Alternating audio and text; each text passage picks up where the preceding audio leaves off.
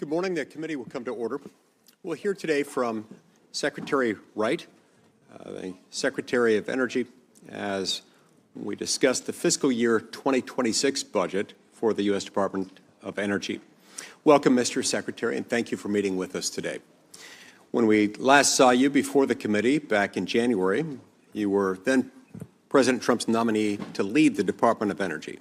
You're now 5 months into that role, and you're already delivering results. Congratulations on that.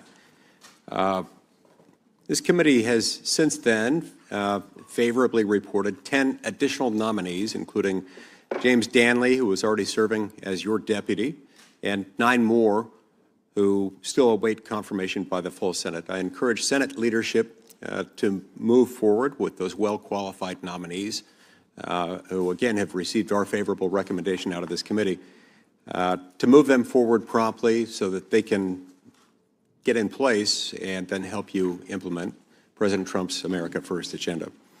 The department's budget in recent years has ballooned. We've seen a dramatic expansion, fueled by the misnamed Inflation Reduction Act, which instead provided tens of billions of dollars to fund green energy projects that make energy less reliable and more expensive for the American people. Perhaps the worst example of this, the Department of Energy's Loan Programs Office.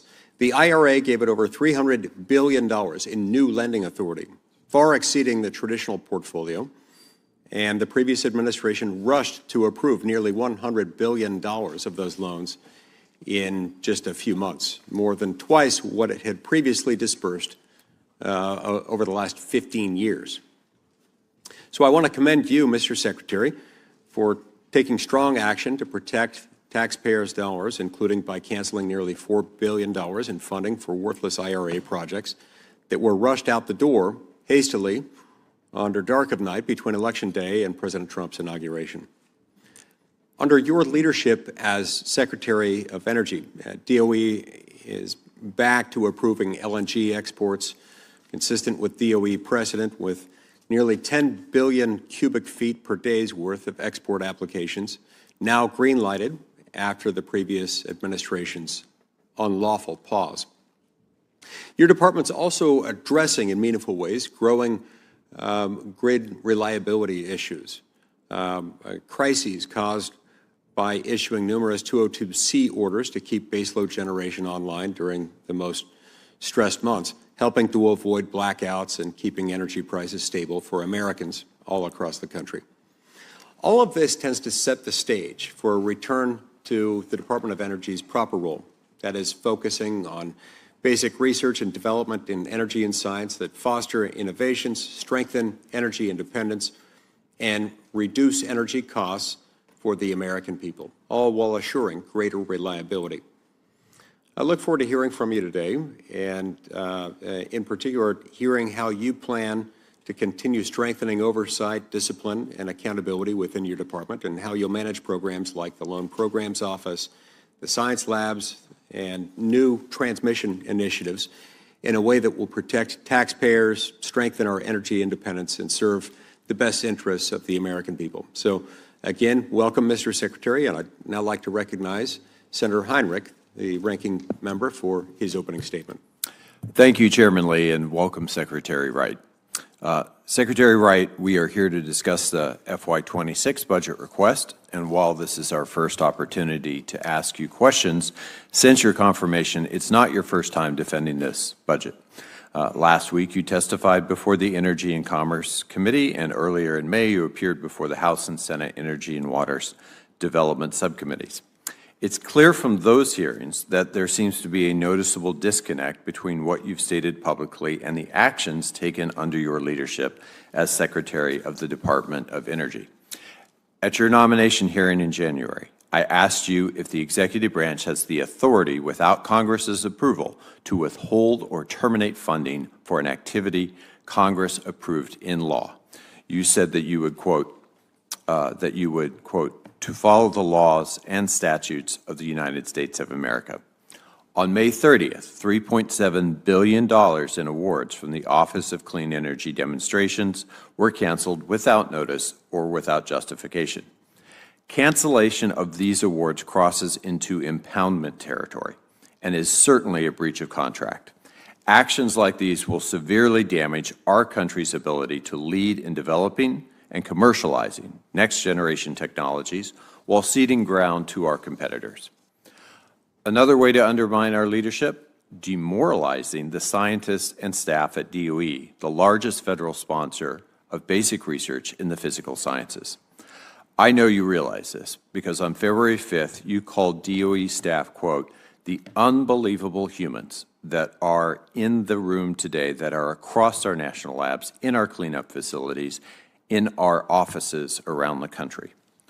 Less than a month later, however, 2,000 DOE employees, including hundreds of National Nuclear Security Administration employees responsible for safeguarding the nation's nuclear stockpile, were fired. That was unacceptable. But only after heavy criticism did the department partially rescind the NNSA termination order and scramble to reinstate these employees. In the coming months, the department is reportedly set to lose thousands of additional employees to early buyouts. As my colleague, Ranking Member Murray noted, taxpayers have spent $70 million to pay people not to work at this point. But it seems that you may be regretting that decision. The Washington Post reported that across the government, officials are rehiring federal workers who were forced out or encouraged to resign. You know that this is no way to run a business or an agency, and I believe that we have to do better.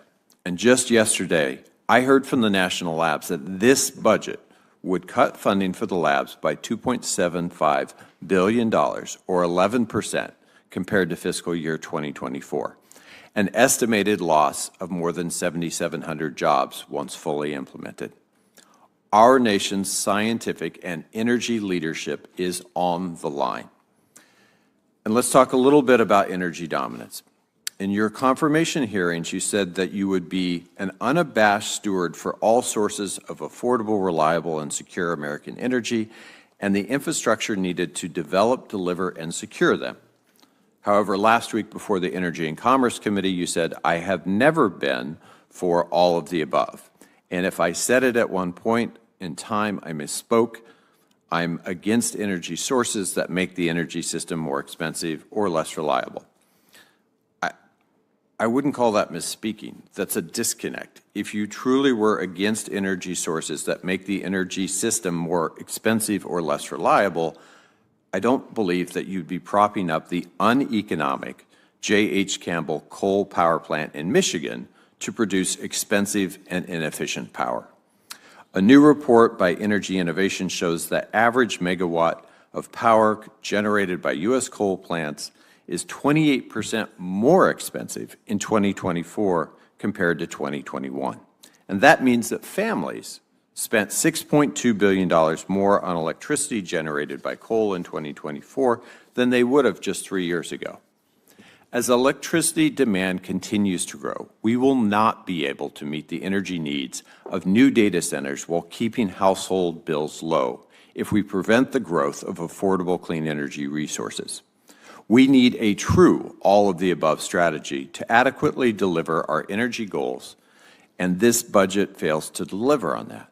During your time as Secretary, you've also said that 10% of Americans in the last 12 months have got a utility disconnection notice, and that one of your goals was to shrink that number to zero by making energy more abundant and affordable. That is a worthy mission. And yet this budget eliminates the Weatherization Assistance Program, which saves households an average of $372 a year. You've often said that artificial intelligence is the Manhattan Project of our time, and yet this budget proposes a 14% cut to the Office of Science and a 57% cut to ARPA-E, where our major AI R&D efforts are currently underway. We cannot expect to maintain U.S. leadership in emerging technologies if we shortchange the office's programs and, most importantly, people needed to do so. Lastly, I want to raise DOE's failure to respond in a timely and substantive manner to congressional oversight requests. I have sent 4 letters on topics ranging from staff reductions to funding freezes and project cancellations. I have received 0 responses. That is unacceptable. You and I may disagree on many things, but the need to ensure that Americans have access to affordable domestic sources of energy and support our research and energy leadership should be shared goals. This budget proposal does not support those goals adequately, nor do many of the current actions at the department, and I hope we see changes. Thank you. Thank you, Senator Heinrich. Secretary Wright, you're now invited to give your opening statement. Thank you. Chairman Lee, Ranking Member Heinrich, and members of the committee, it is an honor to appear before you today as Secretary of Energy to discuss the President's fiscal year 2026 budget request for the Department of Energy. Under President Trump's leadership, our priorities for the department are clear: to achieve American energy dominance, bolster our national security, meet our Cold War legacy cleanup commitments, and unleash historic innovation, including AI, for our nation and world. We are driven by a bedrock conviction that an affordable, reliable, secure energy supply is the foundation of a strong and prosperous nation. When America leads in energy, we lead in prosperity, security, and human flourishing. We are committed to advancing our critical missions while cutting red tape, increasing efficiency, and ensuring we are better stewards of taxpayer dollars. The President's fiscal year 26 budget will ensure taxpayer resources are allocated appropriately and cost-effectively. We will invest DOE's resources in technologies and sources that support affordable, reliable, and secure energy and provide a return on investment for the American taxpayers. DOE has several tools at its disposal that can advance these emerging energy technologies, and I thank the committee for their leadership in establishing a new energy dominance financing program for DOE's Loan Program Office as part of the One Big Beautiful Bill. This will enable DOE to return to its core mission of supporting projects that are most critical to America's energy security while maintaining responsible stewardship of taxpayer dollars, something DOE failed to do in the previous administration. It is deeply concerning how many billions of dollars were rushed out the door without proper due diligence in the final days of the Biden administration. DOE is undertaking a thorough review of financial assistance that identifies waste of taxpayer dollars, protects America's national security, and advances President Trump's commitment to unleash American energy dominance. As a result, we recently announced the termination of 24 projects totaling over $3.7 billion in taxpayer-funded financial assistance. These projects failed to meet the economic, national security, or energy security standards necessary to sustain DOE's investment, and the taxpayer should not be forced to subsidize them. Instead, we are advancing a policy of energy addition, fully leveraging affordable, reliable, and secure resources that have powered our country for generations. The United States is blessed with an abundance of coal, oil, and natural gas, and our administration is committed to using them to meet growing energy needs of the American people.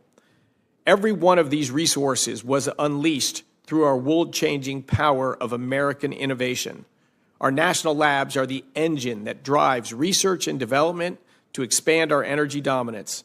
We will prioritize research that supports true technological breakthroughs and maintains America's global competitiveness.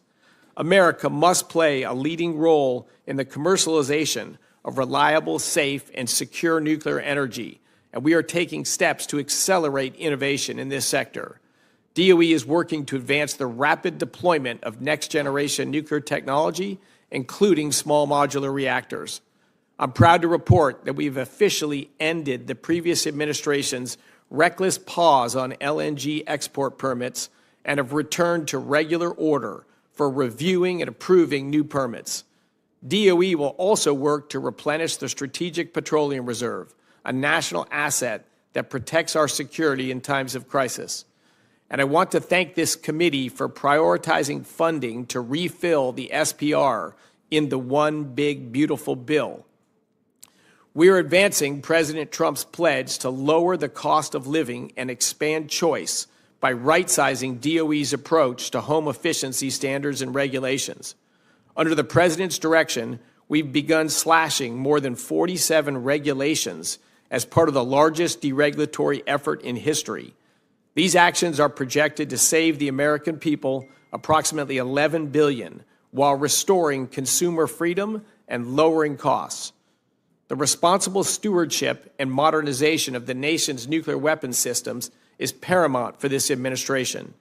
DOE is focused on addressing critical upgrades for the U.S. nuclear stockpile and maintaining our engine powerhouses for submarines and aircraft carriers. Both tasks will become even more crucial in the next few years. Our nuclear innovation as a nation began with the Manhattan Project, and the next Manhattan Project is clearly AI. DOE has a significant role to play in driving AI innovation for scientific discovery and national security. Our agency has world-class high-performance computing capabilities, including 4 of the world's top 10 computers. Harnessing our energy potential to power global AI leadership while meeting growing demand will be the challenge of our time. But America doesn't back down from big challenges or big builds. As Secretary of Energy, I'm honored by the responsibility to help meet the American people's growing energy needs and lead the world in energy development. I appreciated the opportunity to work with many of you on this committee to unlock America's full energy potential and drive down costs for families with the One Big Beautiful Bill. And I look forward to continuing to work together to achieve President Trump's energy dominance agenda. Thank you for the opportunity to testify before the committee today. Thank you, Secretary Wright. We'll now invite members of the committee to ask you questions in 5-minute rounds. I'll begin, and then we'll have Senator Heinrich after me, and then we'll alternate between Republicans and Democrats.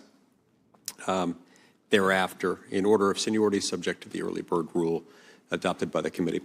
So I'll begin now. Secretary Wright, the Energy Information Agency, or EIA, defines something known as the LCOE, the levelized cost of electricity, as, quote, the estimated revenue required to build and operate a generator over a specified cost recovery period.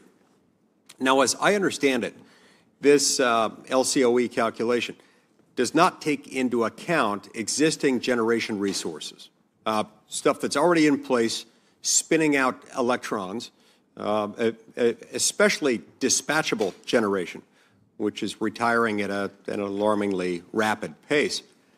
Additionally, wind and solar have been shown in many instances to have a negative effect on the levelized cost of dispatchable generation. This is because generation, like gas, nuclear, coal, among others, are forced to reduce output while still having fixed operational costs that go along with those enterprises, all to accommodate for electrons put onto the grid by other sources, intermittent renewable generation sources. I recently introduced a bill that would repeal all the IRA subsidies for inferior generation, like wind and solar. Can you elaborate on how tax incentives for those generating sources, the intermittent sources, actually increase the levelized cost of firm resources, thereby increasing costs for consumers at the end of the day? Yeah, Senator, thank you for the question. It's an issue I'm quite passionate about. I worked on solar energy in graduate school many years ago. And so, as I said in my opening statement and have maintained ever since, I'm for all sources of affordable, reliable energy. I'm not for all sources of energy, period, only ones that contribute to affordable, reliable, secure energy. The levelized cost of ownership idea is decades old, and it came out to compare always-on dispatchable sources, the cost of it, which we build a new nuclear plant, a new coal plant, or a new gas plant, because they provide the same thing. They provide electricity on demand. I compare, it was never intended, of course, for a source that you don't know when it's going to be there and when it's going to be gone. That's just a completely different entity. When your child is born premature and you place that child in a life-saving incubator, it's not okay to say it's going to turn on when the wind starts blowing. Or, well, it's on right now, but when the sun goes down, it's probably going to be off till the morning. There simply are no customers for electricity that you may have it, you may not have it. I gave it, imagine if you had a competitor for Uber that came out, no-go, and they came out and said, our levelized cost per mile of transport, going to be 10% cheaper than Uber. Everybody should run to that, it's cheaper.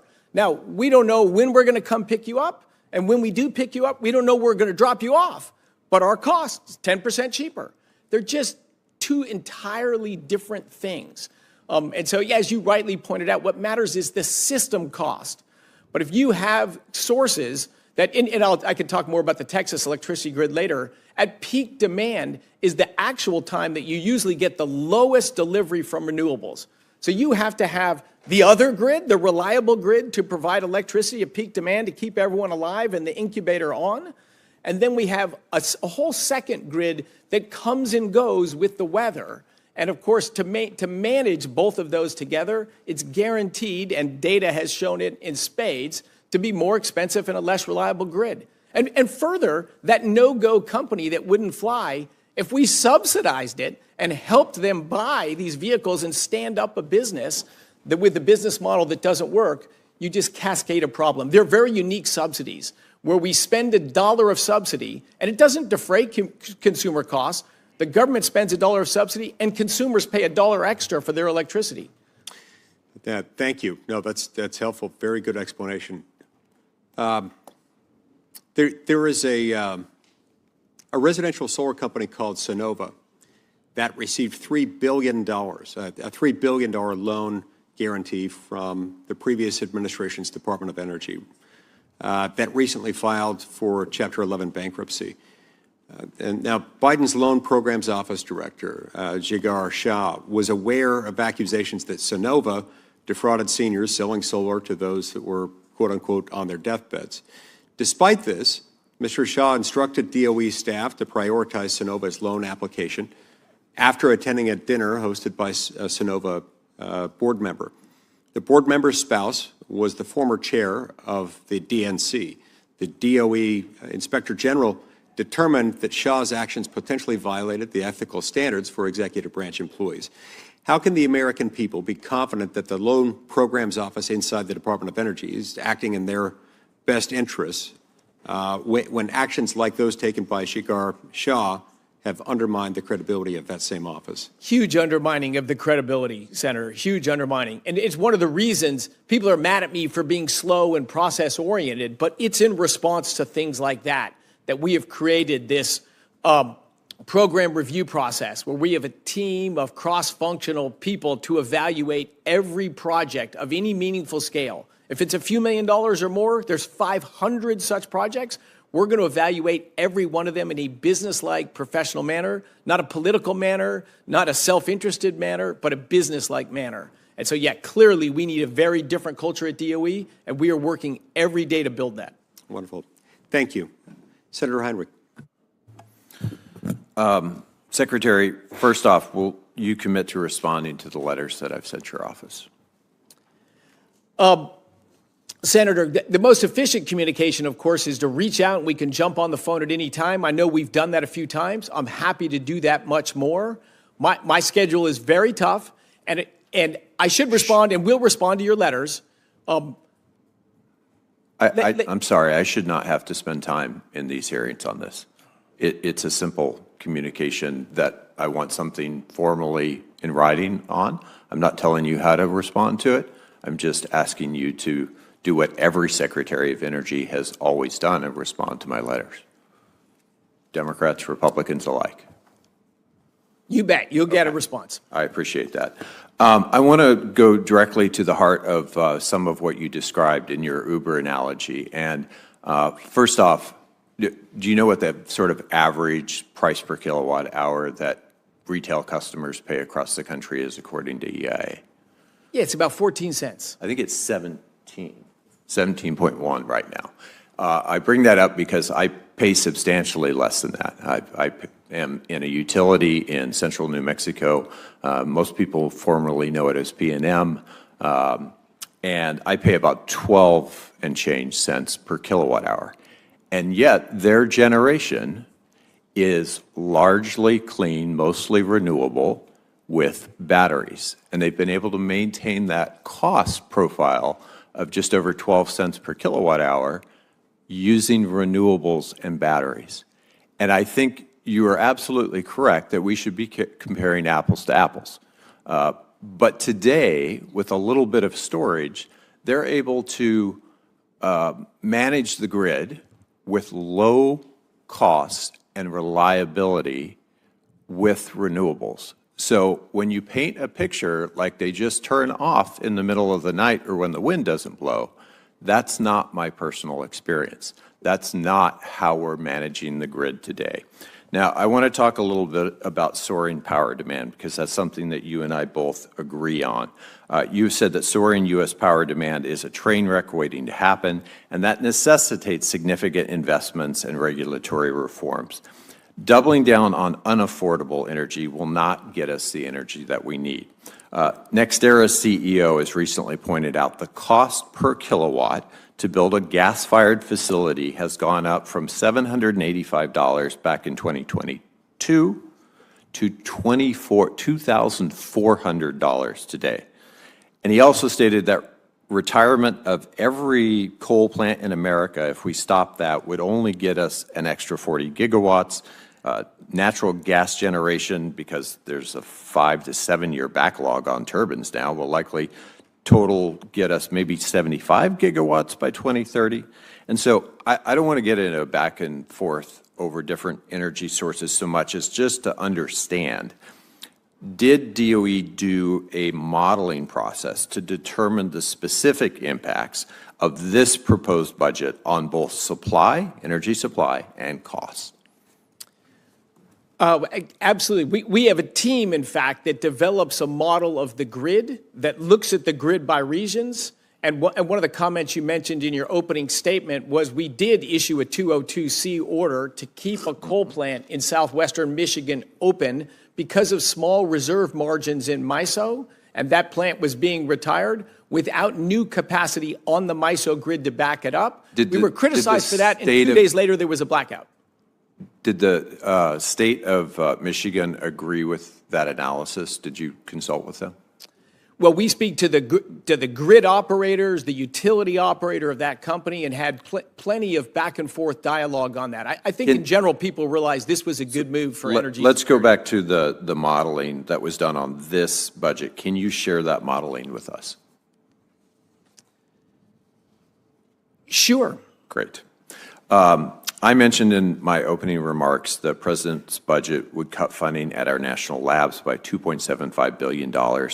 At Sandia Labs in my home state, I'm hearing from engineers on pretty much every time I go home right now that this will significantly affect the Center for Integrated and Nanotechnologies, national user facilities, research equipment, that it'll limit fusion research on reactor environments and advanced materials, and jeopardize environmental monitoring, potentially exposing DOE to fines under a consent agreement with the New Mexico Environment Department. Did DOE do analysis and ask the labs for their analysis on the impacts of this budget on their ability to do their mission work? The budget has not been allocated down to individual labs and all that, but all of the allocation of funds and decisions of how it'll be impacted will be done on a lab-by-lab basis. But no, this budget, unfortunately, comes from the tough world we're in today, where we American taxpayers pay $1 a tax and the federal government spends $1.30. That's just an unsustainable problem we're on. I share a passion for the national labs like you do. My goal is to grow, not shrink, the output of top quality science at our labs. But do we need to be a little wiser and get the political science, not the real science, out of labs? Do we need to be a little bit more efficient in running labs? We do. But are we going to gut the technology and science and what we're doing in fusion and nanotechnology at the labs? Absolutely, we are not. Chairman, I'm out of time for now, at least until the next round. Senator Justice. Thank you, Mr. Chairman and Ranking Member and all the folks that are on the committee. I want to just do just this. You know, we are so blessed to have this man. It's off the chart. And I apologize. I apologize for your service that you have absolutely dedicated to all of us in every way, and then you have to be grilled. You know, we want, and we always would stand up. I would always stand up for, you know, good answers, good answers. This man says over and over and over, I'm an energy guy. I'm an energy. I understand this absolutely as well as anybody in this room. Guarantee it. Guarantee it. Now, with all that being said, he has said over and over, what he is tasked with is affordable, reliable energy. That's what we've got to have in this country today. And if we don't have that, we're in real trouble. Now, we know, I know, I'll promise you this, we can volley back and forth, but absolutely with all in me, I would vouch for this man right here. That's all there is to it. He's just that good. If you can't see his passion, you're not looking. That's all there is to it. He's eat up with passion. He's stuck on all the time. And absolutely, he has knowledge off the chart. Chris, I appreciate you. I really do. And I'll fight a buzzsaw for you any day. That's all there is to it. I can tell you just this, that from an energy standpoint, if we don't get our act together a year from today, a year and a half from today, we're hitting the fan. That's all there is to it.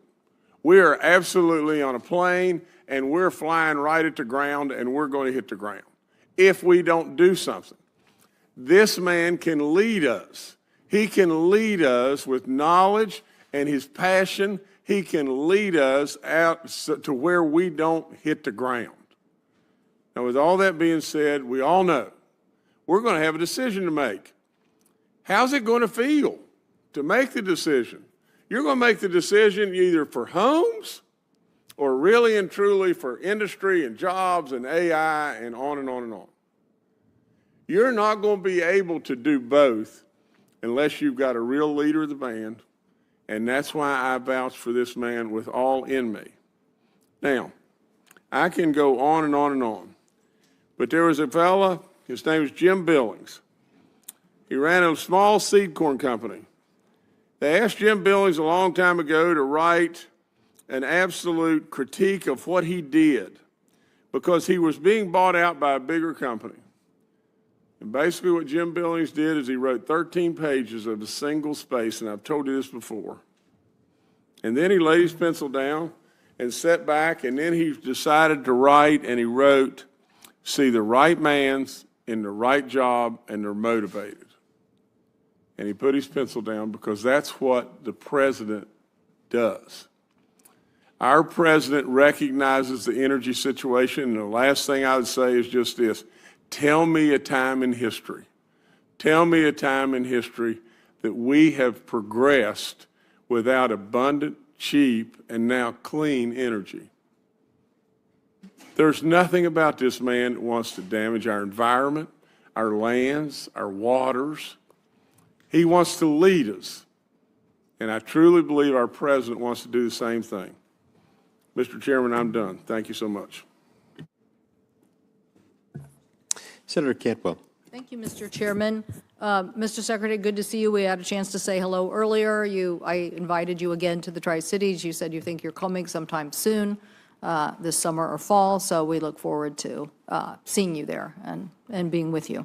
The Hanford budget and the tri-party agreement, there have been cuts to the Hanford office, lost 94 people out of their 308 Department of Energy workforce. These are managers. There's various issues with the budget request. So how do you plan to meet the tri-party agreement with the budget and workforce depletions?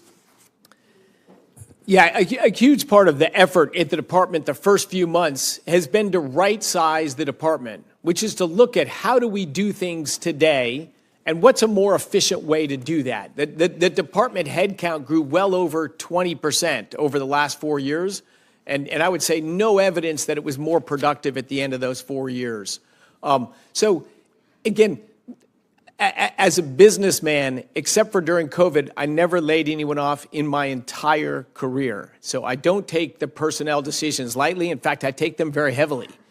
I think a big moment's coming at Hanford. So, you know, I wish I could go. Anyway, we'll see each other in the Tri-Cities and we'll go over it. But Yes. for a long time, there were lots of schemes about how we were going to clean up Hanford. But guess what? Vitrification is on the move. So now there's so much more the federal government can do in meeting the budget to meet the tri-party agreement because we're actually on our way. So I guess, you know, we'll talk about this in more detail, but that's what's at stake here. The normal funding is missing the opportunity to actually get this project that has cost us so much over such a long period of time where we really need it to be. So that's the key point, but we'll go over those details. Do you support baseload hydropower online?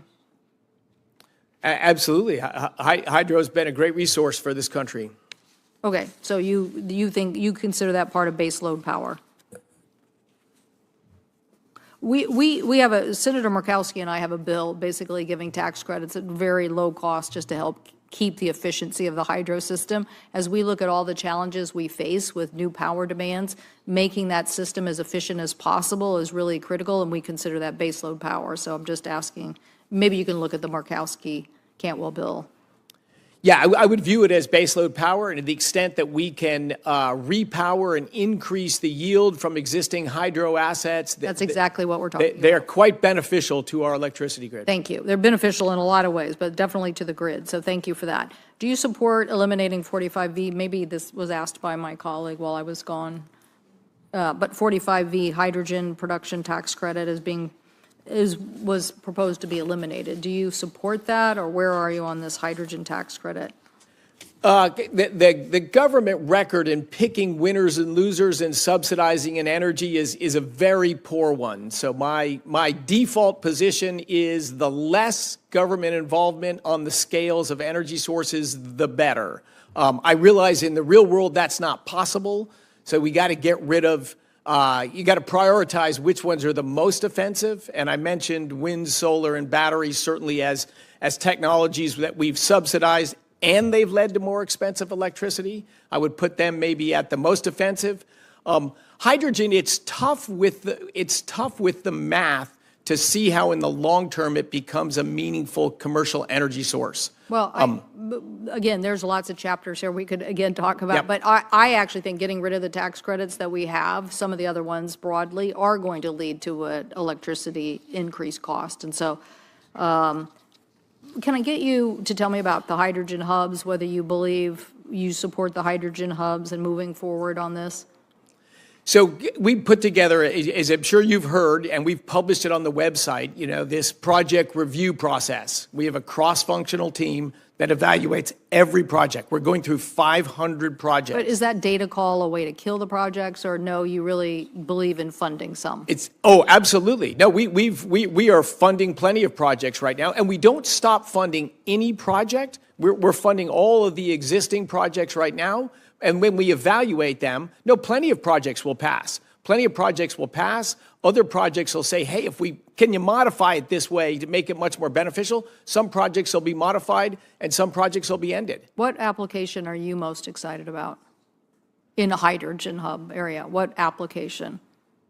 Fertilizer, jet fuel, something else? What are you most excited about? Well, so the highest value use of hydrogen, right? So it's expensive to produce, but there are high value uses of hydrogen. Like we produce it today commercially because in refining, it's very high value. In fertilizers and materials, in chemistry, the problem is what's the cost to produce the hydrogen, and are there uses of it that their value is above the cost? Yeah. I say energy is about two things. It's just about people and math. Well, we think even going back to the 45V, my time's expired, but in looking at, green hydro, which we have in the Northwest, drives down the cost and provides sources for very hard to serve, hard to decarbonize big sectors of the economy. Thank you, Mr. Chairman. Thank you, Senator. Senator Hyde-Smith. Thank you, Mr. Chairman, and thank you, Mr. Secretary, for your willingness to serve, the tenacity you serve with, and you bring so much to the table, and we are very grateful for that, and you continue to do it every day to just impress us.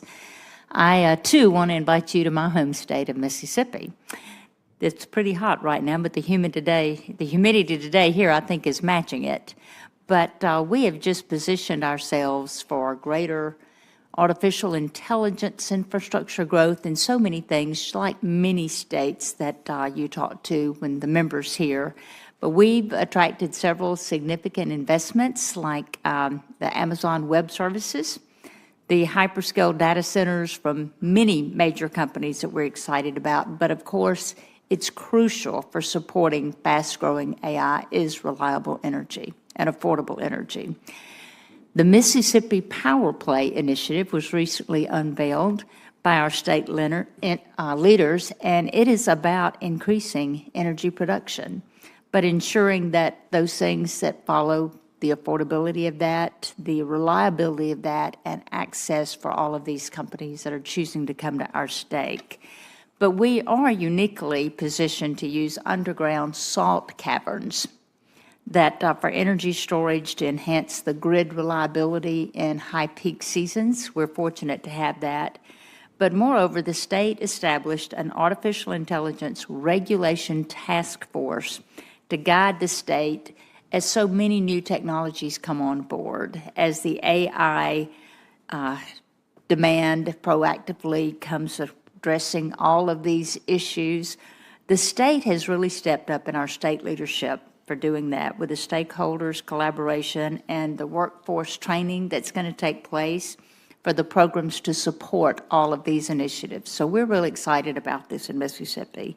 But you would see firsthand that we're working to shape America's path forward in energy independence and AI dominance, and aligning perfectly with our national security and our economic growth goals and the potentials that are there. So I believe your insights is going to greatly benefit this country, going to greatly benefit Mississippi on our efforts to strengthen this, and honored that you're at the helm. In your testimony, you mentioned reorganizing divisions within the Energy Department, including refocusing the Office of Fossil Energy on its original mission of supporting fossil energy production. Thank you. Will you discuss how the department plans to strengthen this mission and find innovative ways to help achieve the President's goal of energy independence through the reorganization of the Office of Fossil Energy? Yes, thank you. So it's actually one of our smaller budgets, the Office of Fossil Energy, even though it's over 80% of American energy. When I was born, it was sort of mid-80%. It's mid-80% today.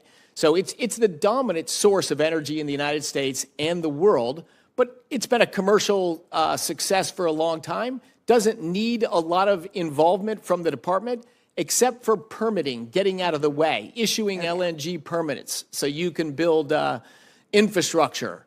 But we do have some money to invest in next generation technology. So there is some research funding in the fossil energy. The part that was removed was several $100 million that was focused on reducing greenhouse gases. I've written about climate change for 20 years, so it's a very real thing. But funding things that take a ton of carbon out of the atmosphere at a several $100 cost. And if you look at what's the benefit from reducing that ton of carbon, that's this so-called social cost of carbon, which is very hard to calculate. But the previous administration went through torturous math of almost no discount rate and assumed that agricultural productivity declines despite the 50-year upward trend, that people won't get air conditioning as the planet gets a little warmer. They did all sorts of just craziest. They use a climate scenario that's been widely dismissed as completely implausible, called RCP 8.5, and they stretched it up to $100 for the social cost of a ton of carbon. So if that's the negative impact, should we spend $300 to reduce a cost that maybe is $100? That's a stretch. A more credible estimate maybe is $10 or $20. And then America's only 4% of the global population. So should we spend $300 to save a quarter? That's, clearly that math just doesn't add up. the department will continue to support technologies to maybe find better ways to reduce greenhouse gas emissions. It is a real issue, but we should be credible about it and not just throwing money out of it, because it's expensive. And, you know, for a coal plant, for example, to do sequestration, basically you lose a third of the power out of the plant to inject the CO2 underground. So we're, as you and I, when we first connected, we're about common sense. Things that make sense. If we can spend $1 and get $2 of benefit, we'll do that every day and on Sundays too. But we want to critically look at things. Is this making our country better? Is this making our world better or not? Thank you, Senator. Thank you. Your approach is very refreshing. Thank you, Mr. Chairman. Senator Hickenlooper. Thank you, Mr. Chair. Thank you, Mr. Secretary, for taking the time and your public service on this. I want to go into a little bit of the issues around climate change again and the cost per carbon, because I think they are widely debated. A lot of criticism that the costs aren't significant. I have that liability that I actually studied this stuff way back, and I got my master's in Earth and Environmental Sciences, we discussed, in 1979 when we called it the greenhouse effect. But it is a little unnerving as I went through my geology years, all through the 80s, that much of what was predicted then, that I was skeptical about, has come true. And it's extreme weather, the droughts specifically in the western United States and southwestern United States were widely predicted back then. And we look at the costs there. So I think when we look at the value of carbon, we have to begin assessing some of these issues. In places in California and Florida, people can't get home insurance, right? In Florida, from 2023 alone, there was a 90% increase in what people had to spend to get their homes insured. Miami was 322% in 2024. Tampa, 213%. You look in California, and I'm sure my colleague here will go into this even more. Only 31%, by one measure, only 31% of residents still have insurance. They can't get insurance. So this is the result of either these extreme weather events of rain, these rivers in the sky, or it's wildfires. In each case, how do you reconcile, if you begin looking at those costs, the benefit that you get from renewables and clean energy, if eventually we're going to have to address climate change one way or the other? If this is continuing to grow at the level it is, we're going to have to address it somehow. So, Senator, I always appreciate your thoughtful approach to all of these issues, that interplay between energy and climate change. And so, yeah, many pieces there. And as you and I have talked, the world has been decarbonizing on the way we produce energy for about 200 years. Going from wood to coal to oil to natural gas. Nuclear probably is going to be the biggest growing energy source sometime in the future. Today it's natural gas, but we've moved down that lower carbon intensity ladder. And I think eventually we'll get to probably a carbon neutral energy system, but it's likely generations from now. And so we've tried to accelerate that. You mentioned it. Globally, the world has spent, depends how you count it, somewhere between $3 and $10 trillion on wind, solar, and batteries. And last year is the first year they passed 3% of global primary energy. So it's been a very expensive, it's been an energy resource maybe intended for decarbonization. We've made great investments in it. We don't argue that. We made, yeah. The world's made great investments, and we've seen the price come down dramatically. We've seen the price per unit of electricity from them come down, but everywhere they've had meaningful penetration, they've led to more expensive electricity. Well, would you say in Texas, you look at Texas has more than 80%, has 80% more wind and solar than any other state in the country, and yet when you look at it, they have among the very lowest, cost of electricity to a home. They have the most expensive electricity of the southern states. So it's kind of what Texas does have lower cost electricity, as do many states across the country, but not because of wind and solar. I would say in spite of wind and solar. If the alternative is Florida there, that both of them dominantly run on natural gas, but Florida did not load its natural gas grid with just massive amounts of wind and solar that make the grid turn up and down all the time and drive up prices. So Texas has done, better than New York or New England for sure, but its electricity is affordable not because but in spite of wind and solar. But let's come back to your comments about insurance. These are very real, very human issues. We do have trouble with insurance markets. I would maintain this is the way markets are regulated, the way they're controlled, and the restrictions of freedom to compete. Because if you look at the losses from extreme weather damages that are paid out by insurance, insured losses from extreme weather damage, it's been on a multi-decade downward trend, not upward trend, but downward trend, over 20% decline over the last 30 years. Deaths from extreme weather have declined over 98%. So extreme weather is not actually exploding and growing, as everyone says. Drought's actually on a downward trend in the U.S. and globally. So Well, we'll take you down on the Colorado River when you think that we've got 10,000 years of data on the Colorado River, and that's a drought that is not slowing down. I'm out of time, but I will come back for a second round, I promise. let's go down the Colorado River together, my friend. Well, absolutely, and I hope when you are coming out back to Colorado at some point, I want to go out to NRail too as well, but we'll get to that in the second round. We'd love to. Senator Padilla. Thank you, Mr. Chair. I know 5 minutes go quick, so I'm going to jump right into it. First couple of questions may seem off topic, but there's a point. Please humor me here. You're a science guy. Cybersecurity is a top concern for the country. Should we be embracing policies to ensure people's privacy or security, or should we be trying to do both? Both. Thank you.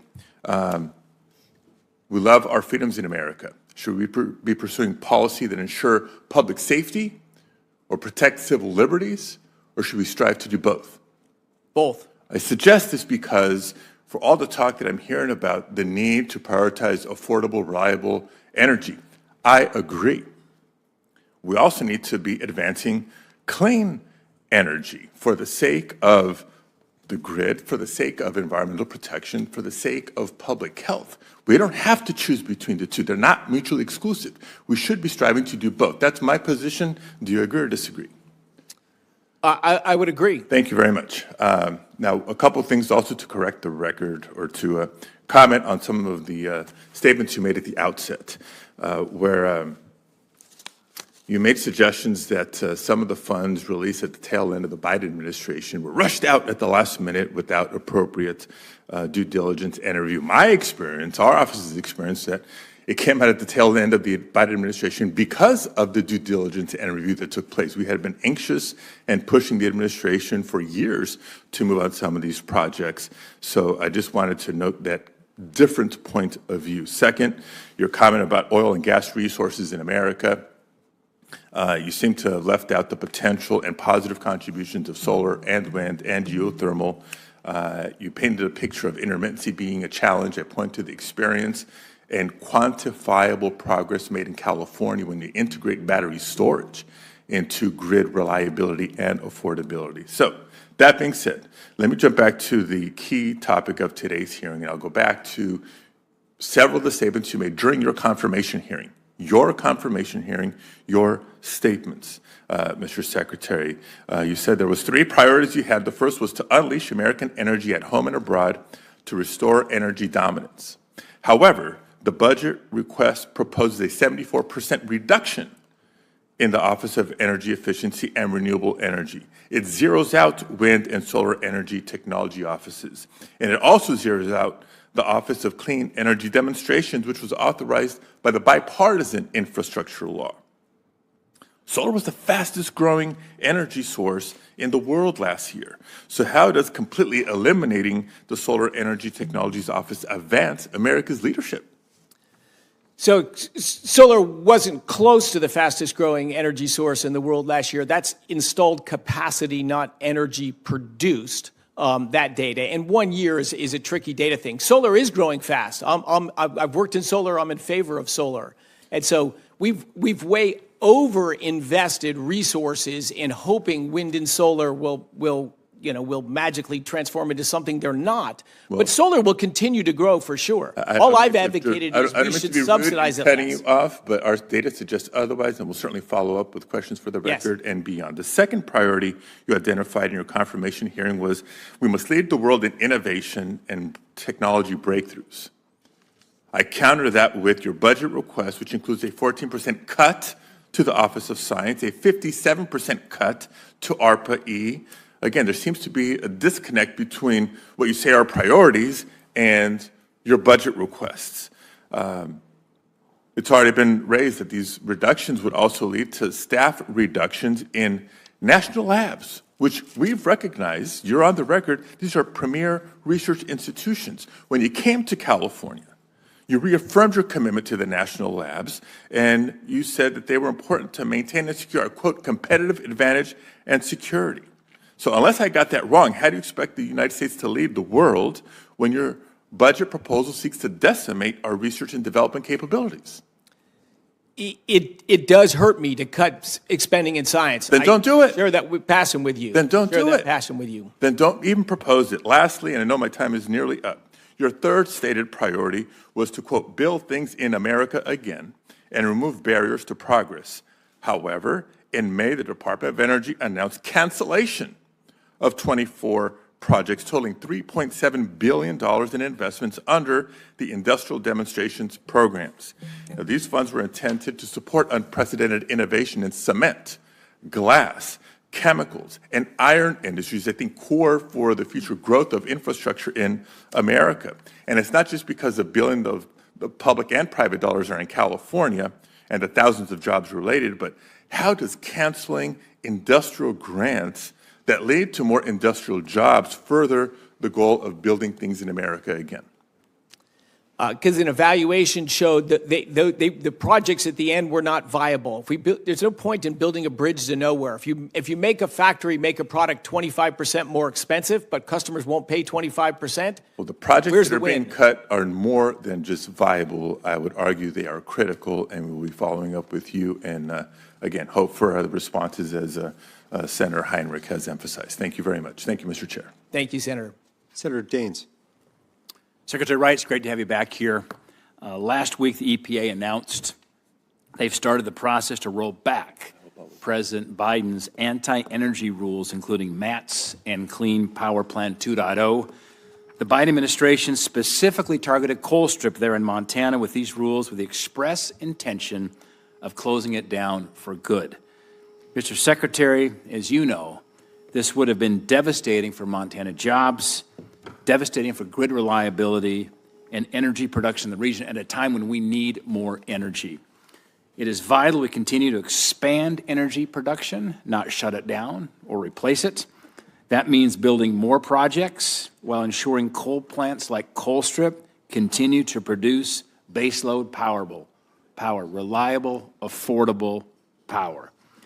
My question, Secretary Wright, is as EPA and other agencies work to rescind and rewrite rules, will you weigh in to ensure that grid reliability, energy affordability, and baseload power are top of mind for rules that are affecting power generation? Absolutely, yes, Senator. I'm passionate about that. In fact, I've testified in Congress multiple times before I got my new job on just that issue, that when regulations pursue a narrow agenda and they don't consider the broader impacts of what they're doing, they can be destructive on our country and on our people. And yeah, I'm very passionate about those topics. Secretary Wright, thank you. And I will tell you, thank you. We truly have a subject matter expert on energy in yourself and your experience as a scientist, as a leader, and somebody who's not an ideologue, who's very pragmatic in trying to solve these important challenges facing our country as it relates to energy and the constraints we face today. Last week, Senator Hoeven and I, along with our colleagues from Montana and North Dakota delegations, sent you a letter expressing our strong support for DOE's efforts to advance American energy dominance, particularly through the approval of the North Plains Connector Interregional Transmission Project. As you know, the department's GRIP program awarded a $700 million grant to the Montana Department of Commerce for this critical project. When completed, this North Plains connector would extend a 420-mile high-voltage transmission line capable of carrying up to 525 kilovolts of electricity between eastern Montana and western North Dakota. Right now, Montana exports the majority of its electricity, including from Colstrip. We go west to states like Oregon and Washington. This project would have the potential to diversify Montana's generation assets, unlocking billions in private investment and enhance our nation's energy security by connecting eastern and western electric grids. My question, Secretary Wright, to keep this critical project on track to meet its 2032 operational target, will you commit to supporting advancement of the North Plains Connector GRIP Award to ensure that we can move this forward? So, Senator, thanks for that impassioned layout of that project. I'm quite familiar with the project. I've met with the developers of the project as well. Of course, it's very, very logical, connecting two separate grids together to allow flows back and forth. It's a very encouraging project. We are committed to following this project review process where a crew of people evaluate, not political, not biased for this or that, just look at the math, look at the numbers, and is this thing viable and beneficial for America? Yes, no, or it's adjustable, it's modifiable. So we haven't finished that on that project yet, but I think you make a strong case for the project, and interconnections between grids is certainly something the United States needs more of. Thank you, Mr. Secretary. My last questions and points here regarding the small refinery exemption. Last week, the EPA released their renewable fuel obligations, which will put significant pressure on Montana's small refineries. Unfortunately, the Biden administration never issued small refinery exemptions, and the refineries in Montana suffered. DOE plays an important role in consulting with EPA over small refinery exemptions, and it's important that your voice is heard as EPA makes their decisions. Secretary Wright, I'd ask if your willingness to work with Administrator Zeldin to ensure that our Montana refineries with this small refinery exemption have the resources they need to continue operating. Yes, indeed, Senator. I said earlier, I think the government involvement in energy has a bad historical track record. You raise another example where, maybe sounded like a reasonable idea became a blunt tool that says, thou must do this. There's all different refineries and all different settings and all different access to feedstocks. And it's that rule is not well suited to the problem you've got, and there are ways to address the problem. And as you just said, the last administration chose not to address those problems.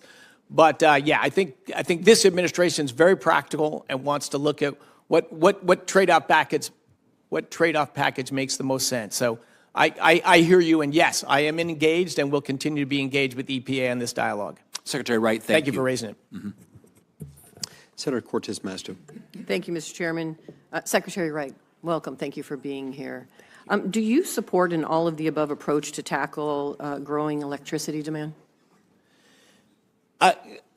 I've always said in the past that I don't support all of the above because that's political. I'll support your thing if you support my thing. I think energy is the infrastructure for life and humanity, and to me, energy is about two things. It's about people, humans, and math. And so I support humans and math. So let me ask you this. Yes. Because we are in agreement on geothermal, and I have to thank Senator Murkowski and Senator Coons. Yesterday we had a great conversation about geothermal, and it is in your fiscal year budget, which is fantastic.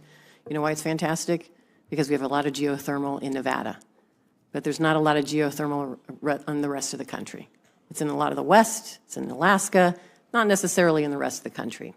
And I believe that all of the above energy approach is necessary for the states to decide what their energy portfolio will be based on their geology, geography, and what they have abundance of.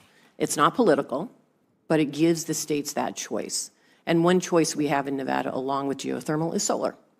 And so my question for you is, why did, in the fiscal year budget, Why did you zero out funds for solar energy and renewable grid integration, which is necessary for many states who are already investing in it, and it's necessary for their energy portfolio? So the EERE office had a huge reduction in its budget, but it didn't go away. And things like OSED and GRIP got folded into EERE. So these things aren't going away, but there is a dramatic reduction in focus. By far the biggest energy expenditure line. Why solar? What? Why solar? Just because of the relative overinvestment in it. We spent 4 times as much in EERE than in hydrocarbons in the last administration, and one provides 3% of American energy, and one provides 80+% of American energy. So I don't have much time. I'm going to jump to the next one, but oil and gas have had subsidies for decades, and they will continue to have subsidies for decades. So I don't understand the political decisions this administration has made, because I think that's the politics that's happening here. You're favoring one type of energy over another. But let me jump to my next question, because I appreciate you being here. So thank you. On May 23rd, President Trump invoked the Defense Production Act by issuing a waiver for critical minerals. I support it. We need to have critical minerals here. We need to have energy independence. Critical minerals are key for that. But 1 week later, DOE canceled 24 projects, including one in Nevada, that's using innovative solutions to create the country's only all-domestic source of alumina. Now, I assume you are aware that the U.S. is import reliant on alumina, as we produce less than 1/6 of the aluminum we consume. And I'm sure you're also aware that China currently dominates global production, accounting for roughly 60% of the global alumina supply chain. So please explain to me how you're making a decision when you identify critical minerals that are necessary, but that at the same time you're taking away the essential funding for this country to be independent when it comes to these critical minerals. Why did you cancel those 24 projects, including that one in Nevada? So thanks for the passion on that. I am pro-solar and pro critical minerals as well. So it really just comes down to the devil's in the details. We review every project. We're going through over 500 of them just to say, is this project at the end of the day going to lead to a positive outcome? But what legal precedent did you and the department utilize to roll back congressionally approved funds for this enacted program and those 24 programs? They were already enacted. Congress approved them. They were already approved by the last administration. So what legal authority did you have to come back and terminate those? Oh, all of the contracts, just like in business, all of the contracts have cancellation clauses. And we are in dialogue with every one of those parties. Some of these projects can be fixed to make them more viable. And a lot of these projects will be approved and go on. So is this one that you will be looking at, that critical mineral for alumina, which we need in this country to be energy independent? Are you willing to look at that project and renew it? We're willing to look at all of them. We're in dialogues today with 8 of the projects that were preliminarily canceled. So can I get a commitment that you'll look at the Nevada projects as well that you defunded because they are critical mineral mining and extraction and the production that we need to bring back to the state? Will you work with me for those Nevada projects? Absolutely. We will look at those projects. And absolutely, we want to bring back mining to this country. Thank you. Senator Murkowski. Thank you, Mr. Chairman. Mr. Secretary, welcome, and thank you for coming to Alaska a couple of weeks ago. The time that you spent there, along with Secretary Burgum, Administrator Zeldin, really deeply appreciated. I know you had the opportunity to go up north, get a little fresh air, but really have a chance to engage with so many that are doing amazing things in the energy space. And I really appreciated the comments that you had made at the Sunday roundtable, if you will. You had an observation about energy in Alaska that I thought that was really telling. You noted that there's the big things where we are able to take our energy assets for export to help our friends and allies. That second tier, which is that energy that is going to allow us as Alaskans to have more affordable, accessible energy for our own use. And then a recognition that in certain parts of the state, things just look different.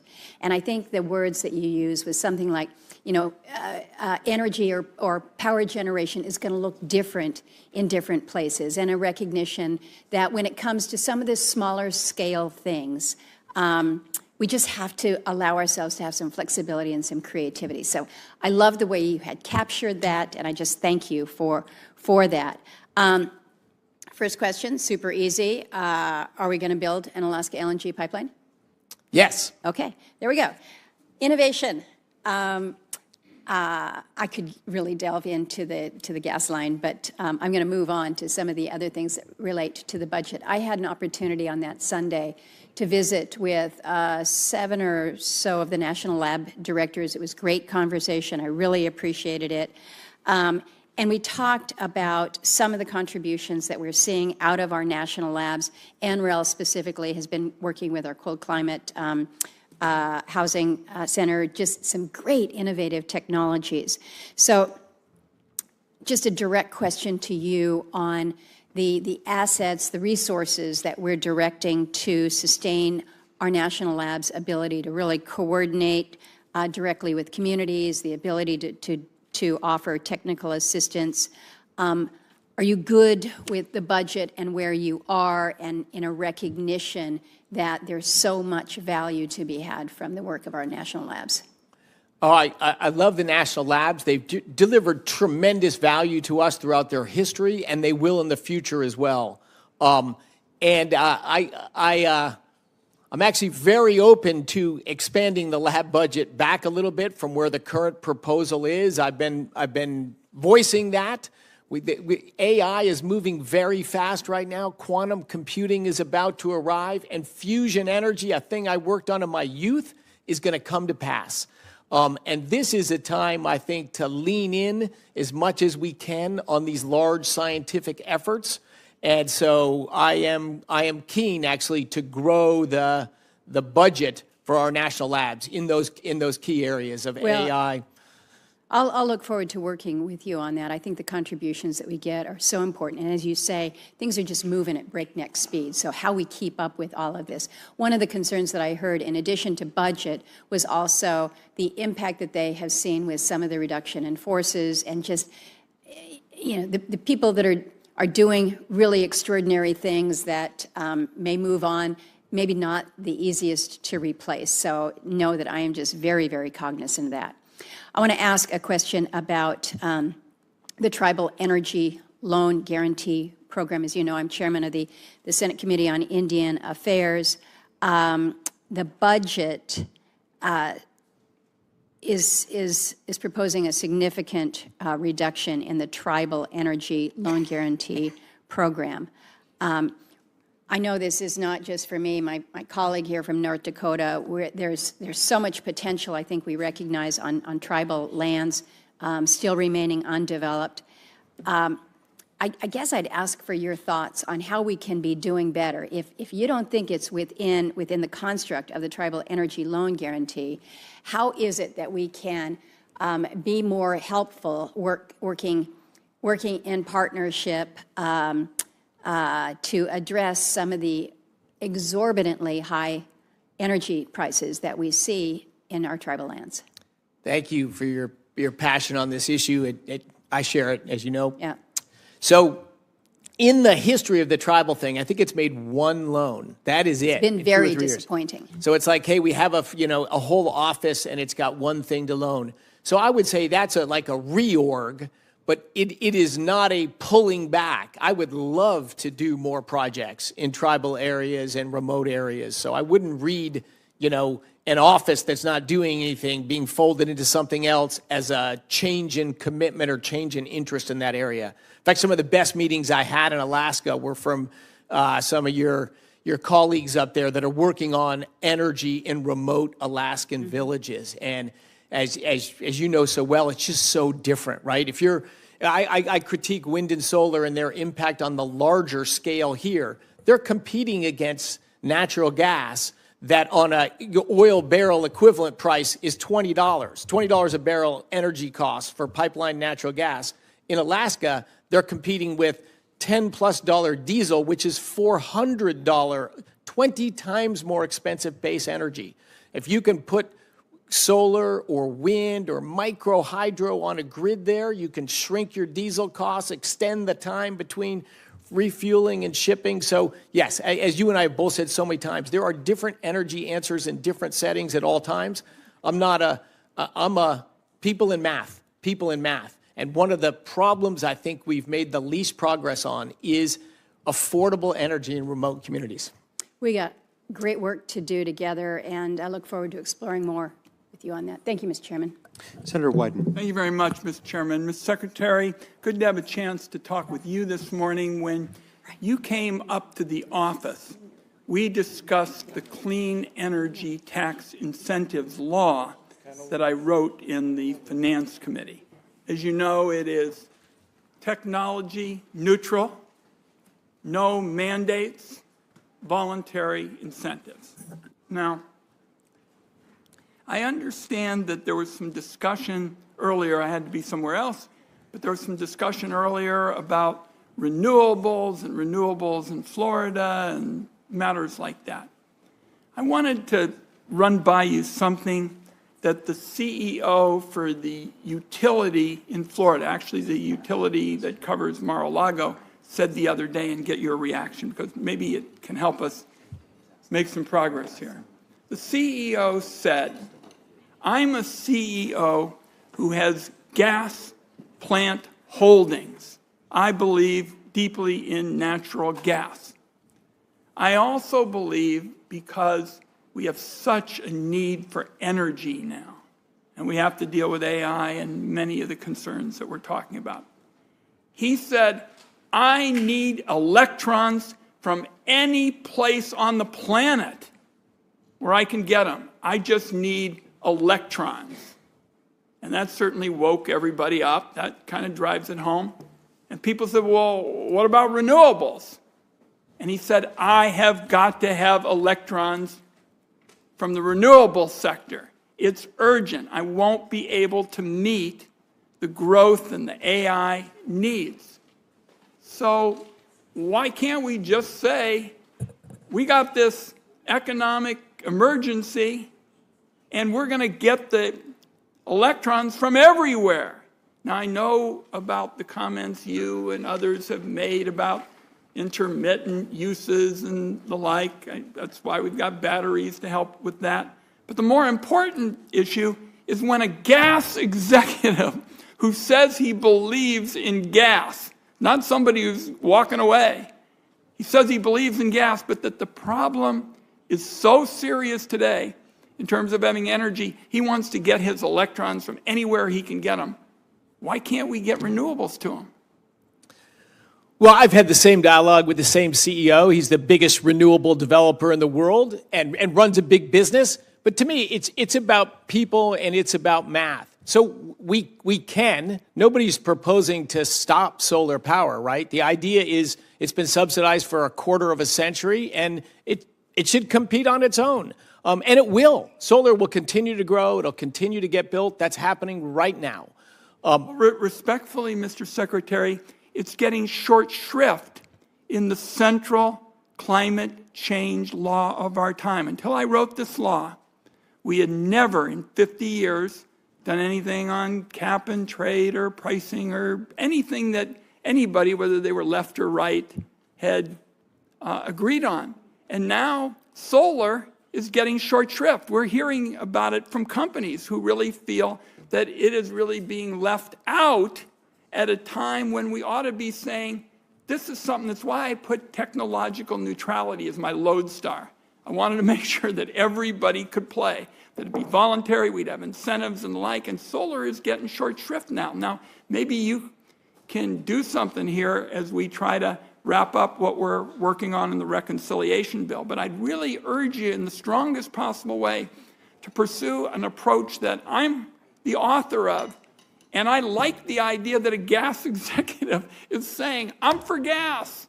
I am for it. When I was chairman of the committee, my first hearing, because I thought it was relevant to the debate, was on natural gas. But right now, we've got to have renewables, and the best way to get them and satisfy that electron need is that way. Can you help?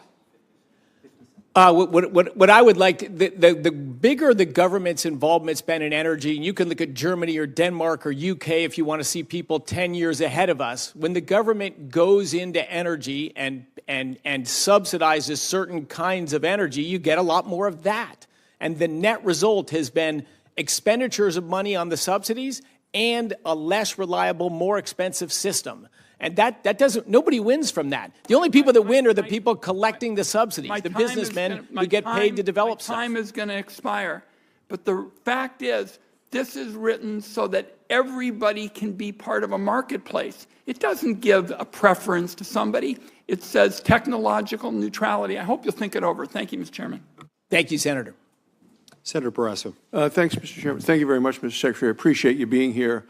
Over the last few years, I believe Congress irresponsibly saddled you, the department, with 71 new programs overseeing hundreds of billions of taxpayer dollars, and I think that the situation is fraught with waste, fraud, and abuse. And it left the department, your department now, without a clear direction. So can you talk a little bit about how you're getting the Department of Energy back in a focused direction with regard to your overall mission?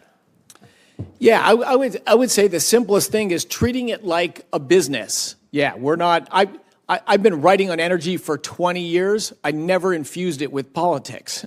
You know, to me, energy is about humans and math, right? Energy is to better people's lives and expand their opportunities of how they can do things. And the way to do that just comes down to what is the lowest system cost to deliver whatever that form of energy is in a reliable, secure way. And reduce the environmental impacts of it, of course, as well. And the track record of markets and that has been quite good. But the government getting in and through our department shoveling out more than $100 billion, most of it rushed between Election Day and inauguration. I mentioned before the numbers on LPO. That's loans. Our department also gives out financial assistance. Think it's like grants. They give financial assistance to businesses. This is IRA and IIJA money. Those laws passed in 22. In the full year 23, a little over $8 billion of assistance grants were given out in the full year of 2023, $26 billion after Election Day and before inauguration.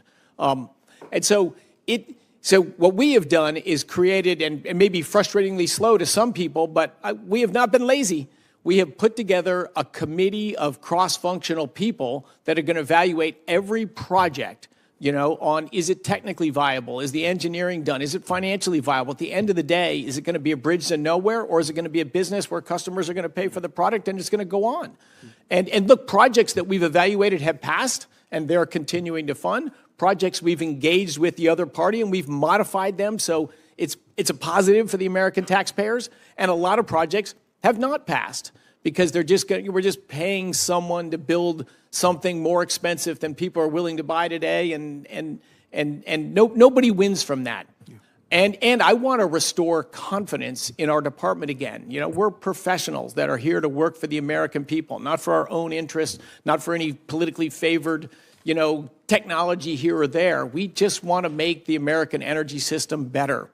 But that means people and process and accountability. You know, you made, Congress has made key investments in nuclear innovation, and you're an expert in the area. These investments include the Nuclear Fuel Security Act to strengthen our fuel supply chain and the Advanced Reactor Demonstration Program to move advanced reactors forward. Can you speak about those plans in the program?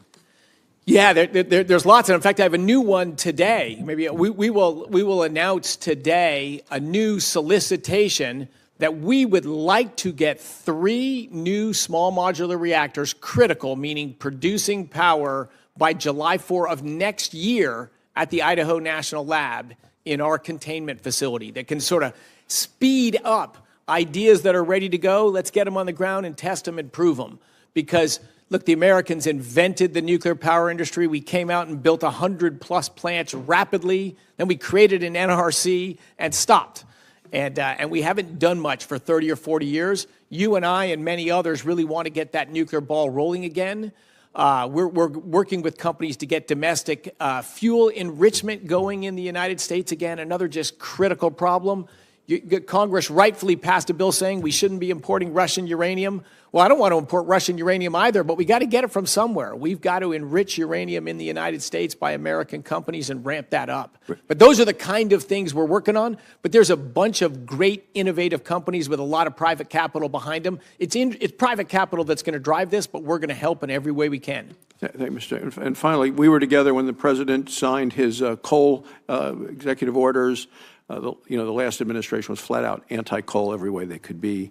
They wouldn't support the projects that we needed, even when the ones that resulted in diminished emissions. I mean, they just were against everything. I thought it was short-sighted, left our valuable resource underutilized.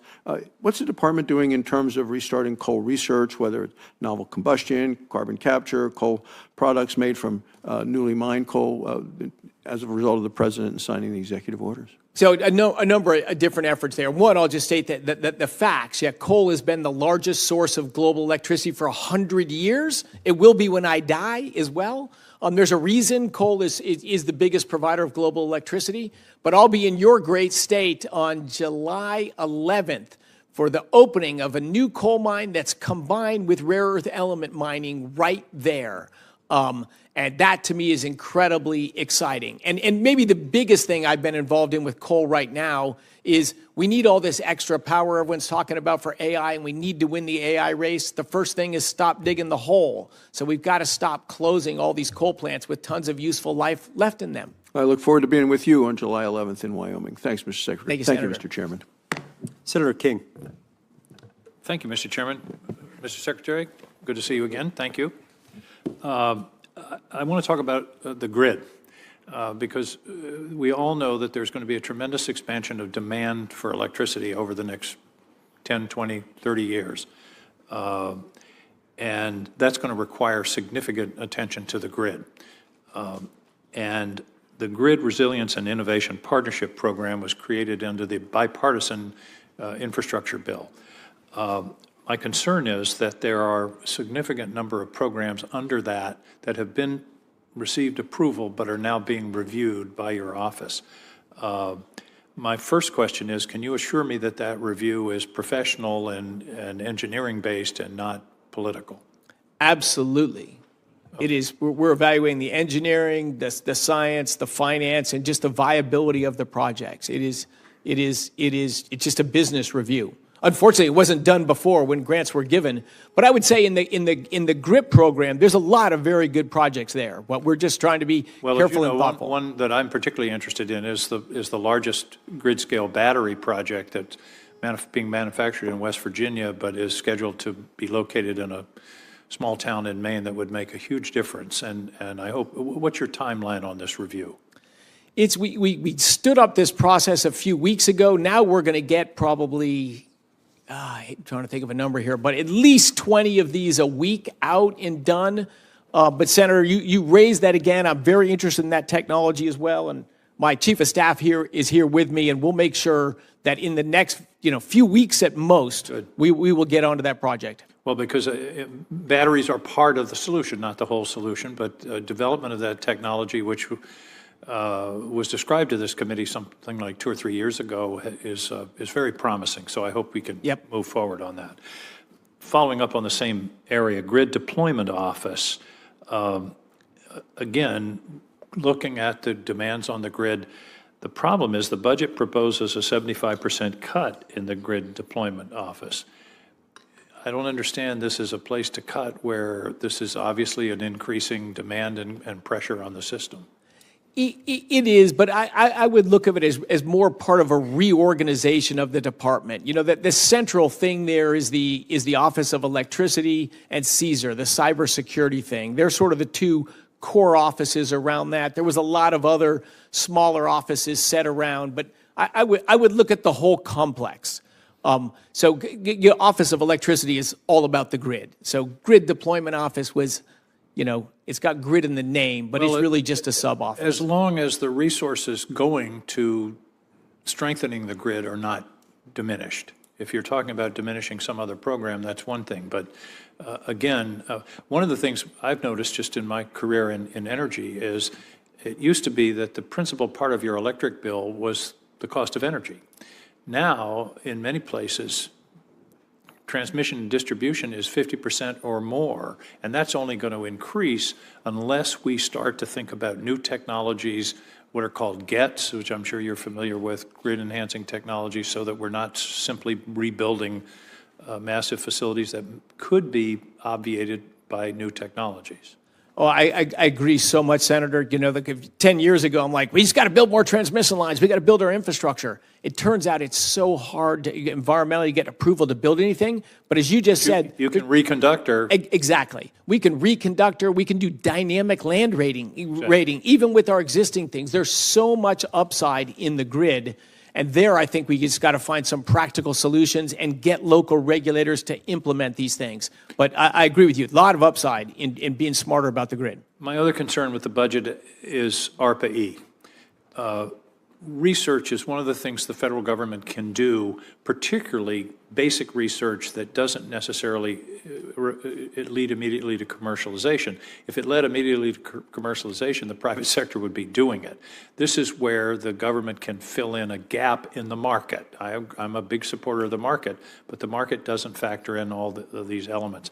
Why are we cutting ARPA-E by more than half? That's a great question. And look, I share an interest in basic science, the national labs, nuclear physics. There's a lot of stuff. If the government doesn't do it, no one will do it. And you, of all people, know that fracking came out of support by the Department of Education. The Department of Energy.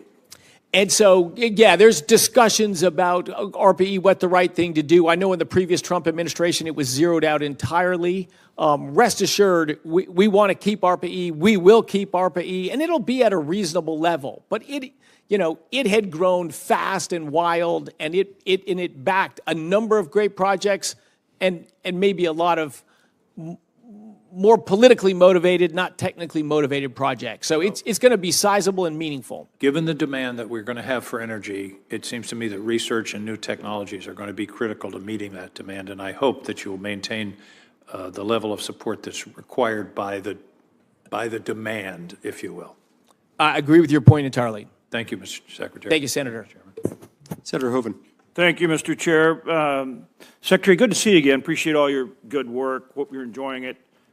Great to have you in the slot. I'm going to start on a shared experience, and it actually relates to something that Senator King just mentioned, and that's the Bakken and the shale. And we actually shared that experience during the period we went through, in the, say, 2000 2010 era where we cracked the code on the Bakken and the shale play. I was in the governor's office and worked on policy to help create a good environment so that entrepreneurs like you and the companies you created could get that done. You did. Great. And obviously producing an incredible amount of oil down in the Permian and the ranking member's state of New Mexico, obviously Texas the lead. But in our state, we produced over 5 billion barrels out of the Bakken as a result of that. A lot of energy we don't have to get from foreign sources and adversaries, right? Yes. But we need to put essentially now we need to do it again. We need to crack the code again. Now we need to develop the carbon CO2 floods that are going to bring out probably an equal amount or more, given that we're only getting, less than 10% of the oil out of the Bakken shale and the other shale plays. We now need to develop these floods. We've used hot water and other things, but really the CO2 will be much more effective. And we can put a whole nother life on this energy production. Domestic, high quality, highest quality oil, right here at home. Talk to me about how we are going to get that done. How are we going to crack that code again? Yeah, great question. So there is research, in private industry on this, and there's research at the Department of Energy. And in fact, the guy I picked to lead the fossil energy office, which will be renamed the hydrocarbon office. I really don't like some of the names we've got in the department. But in any case, he's a technology guy. And one of his big focus is just what you said. What's next? He's a young guy from North Dakota, actually. Oh, you got to be sharp then. But he's a high-tech guy who wants to look at what technology is 5, 10, 20 years out of the road. And you're right in that the single biggest target of that next generation is enhanced oil recovery out of shales. We can get 10% out with the technologies we've got today. How do we get more? And I think you're right that it's likely that the most viable ways to do it will be some kind of miscible gas that's injected underground. CO2 is certainly a great candidate for that. Yeah, there's others. Right, could be gas, ethane or methane, but 100%. And your research center that you've got in North Dakota with some great technical people there has been leaders in that effort, and I suspect will be growing leaders in that effort. One of the things, if I can ask one thing for the whole Senate, is please help confirm my people. You know, I've got 10 people that have gone through your committee that are sitting there, and I don't have them in the office. I don't have them on the team because of some procedural thing. They've already been vetted. They've already got bipartisan votes among this committee. I would desperately need some more people in the office to help me, including on this one. Glad you made that pitch. Very important. We're all aware of that. And we all do what we can to help make that happen. I appreciate that. We talked a little bit about critical minerals. We have a very interesting project going on in North Dakota right now with Talon Metals. They're affiliated with Rio Tinto and some other, big mining companies and that kind of thing. But essentially, they're mining nickel ore out of Minnesota, which has very rich ore deposits in northern Minnesota, bringing it over to North Dakota. And they're actually setting up a processing facility at what was the Westmoreland coal mine, which is a coal mine that shut down, reopening the mine, but for critical mineral development. They will process the nickel, and then that will actually go to like Tesla and other places that need the nickel for batteries so that they're not buying that from foreign countries. And then the tailings will be mixed with coal ash to produce building materials. Talk to me how we do more of that. You mentioned the project in Wyoming, but this is a project in North Dakota. Same thing, where we're now going to get critical minerals here at home, and the key is do it in a commercially viable way. That's what we got. This stuff works when we make it commercial. We can do all of it. The question is, can we make it commercially viable, right? So, Senator, one of the things I'm excited about, this time we are right now in our country's history. Like, we built big things, and we innovated, and we built giant things, and then we became a country where it was easy to stop things and hard to do things, and we just killed the mining industry. It just shrunk to a few existing mines. No one's built a new mine in this country forever. But I think we have a different attitude today in America, that we use these materials, they come out of mines. Shouldn't they come out of our mines? Because not only do we have the materials here, but we can drive innovation to do smarter mining and better mining. But since it's all been out of sight, out of mind overseas, the amount of people that study and think about mining in our country has shrunk so small, and it's up to you and I and everyone in this room to make mining and materials processing sexy again. But I believe we will, because it's now national security. We've seen the downside, national security downside of this, but yes, we need to get going on this stuff, and I think what could happen in the next decade is thrilling. I love that. We're going to make mining sexy again. That's a great way to put it. And we're looking forward to getting you out to the Energy Environmental Research Center, which you mentioned earlier. Yes. And again, thanks for all your great work. Appreciate it. Thank you, Senator. Thanks, Mr. Chair. Thank you. Senator Cotton. Secretary, welcome. The demand for lithium has substantially increased in recent years, but the United States is currently only responsible for about 1% of lithium mining and less than 5% of advanced lithium chemical processing capacity globally. That despite lithium being necessary in a wide range of uses to include critically military capabilities. In September of last year, the Department of Energy selected Standard Lithium and Equinor for a $225 million grant to develop the lithium reserves in South Arkansas in the Smackover Formation, where geological survey has found between 15 million and 19 million tons of lithium. I know that this grant was announced before your tenure, and it's under review now. When can Arkansans expect an answer on when the grant will be approved?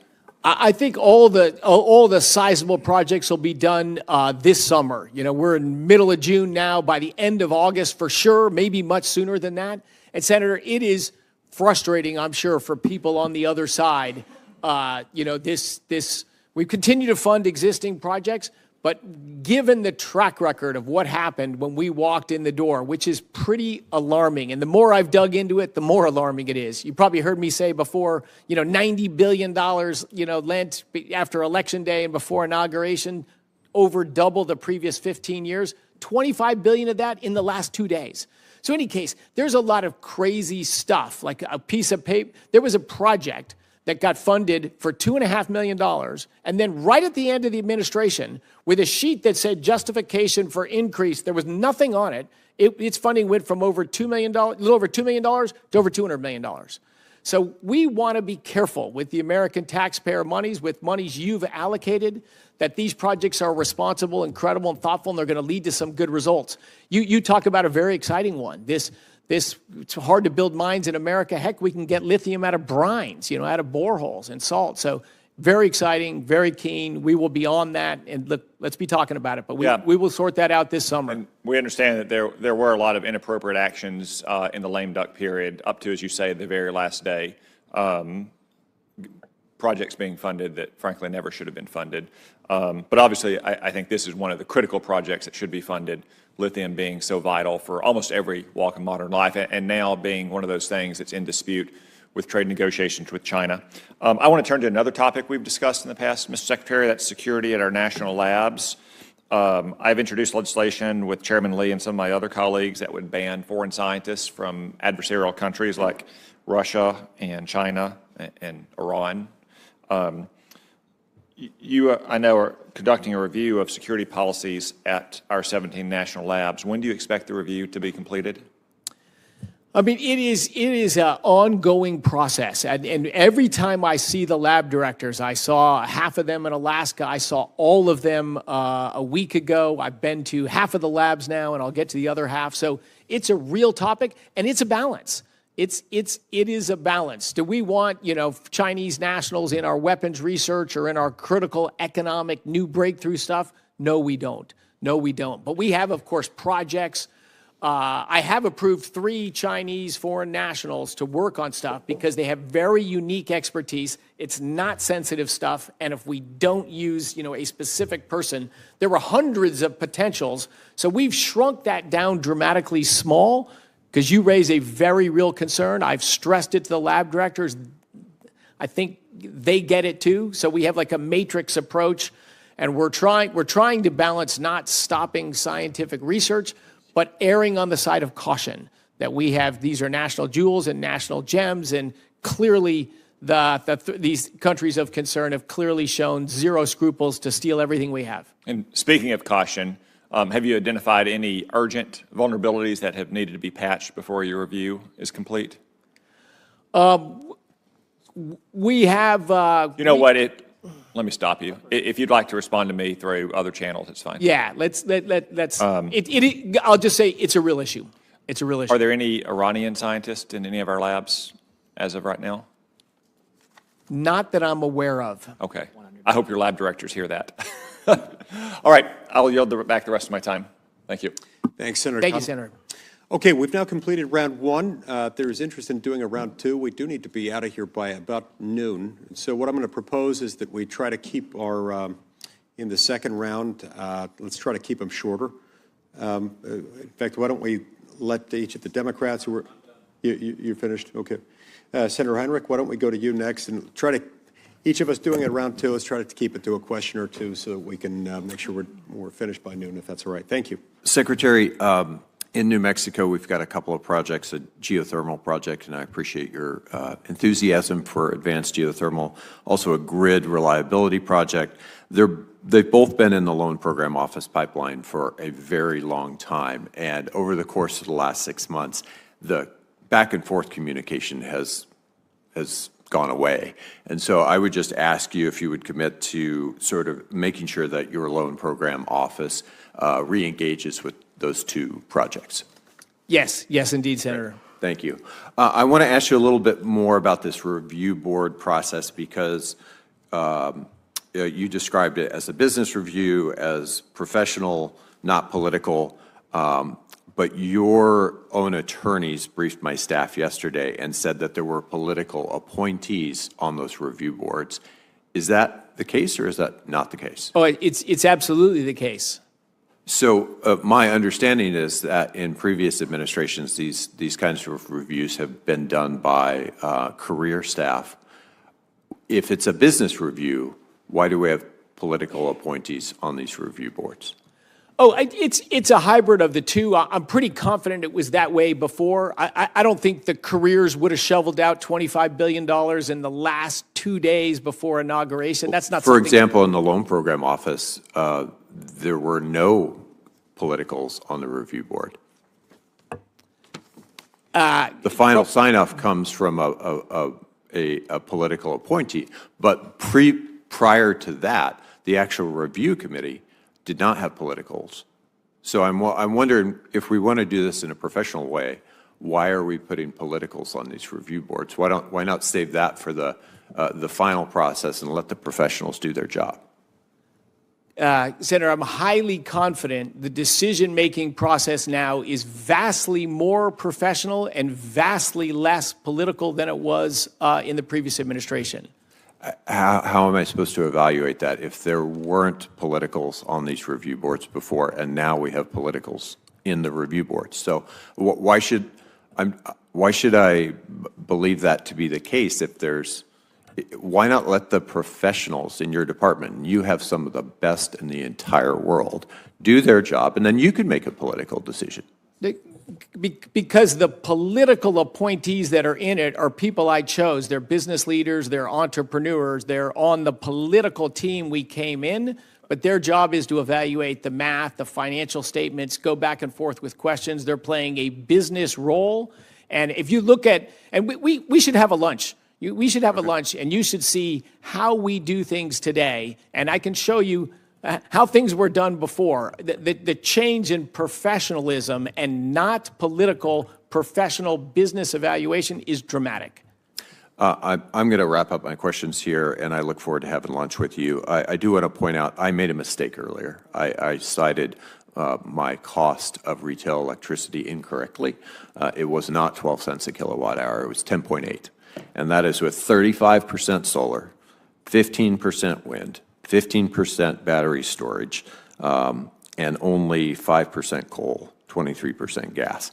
So are those capacity or produced energy numbers? Those are capacity numbers. Yeah. Yeah, that my utility provided to me when I asked. So that's the retail price for like an individual at their home. So if they're able to do that at 10.8 cents a kilowatt hour, or even 11 or 12, well below the national average, something's not adding up here. New Mexico's done a good job. Absolutely. Senator Hickenlooper. That's so clever to just say New Mexico's done a good job. What senator won't bask in that reflected glory?